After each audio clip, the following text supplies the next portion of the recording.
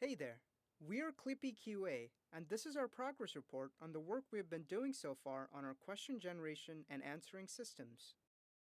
Our work so far has been towards creating two separate systems that generate questions and answer questions based on Wikipedia articles.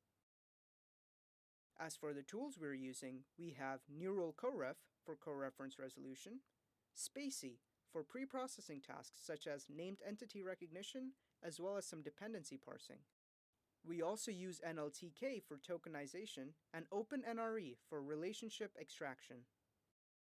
I'll now talk about our first method of question generation, which uses relationship extraction. The first thing we do is take in a Wikipedia article and the requested amount of questions and replace pronouns with Neural Coref. This is useful because we end up recognizing a lot more named entities this way. Once we have all our named entities, we compare each entity with every other entity in the article to find a relationship between the two using OpenNRE. We then put these questions into a priority queue and return the questions that were generated from the most accurate of the relationships that we discovered. The way we are able to turn relationship data into questions is by using a set of rules. These rules look at the type of the relationship, the part of speech tag of our named entities, and fits this data into a question pattern.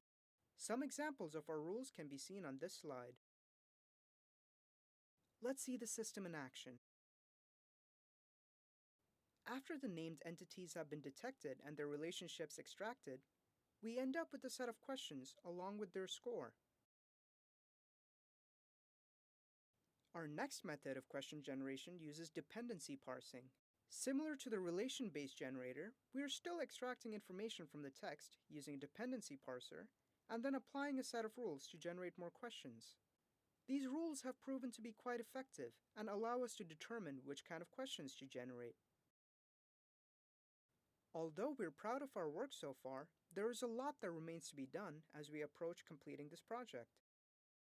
As you can see from our roadmap for development, we will begin developing a question answering system quite soon.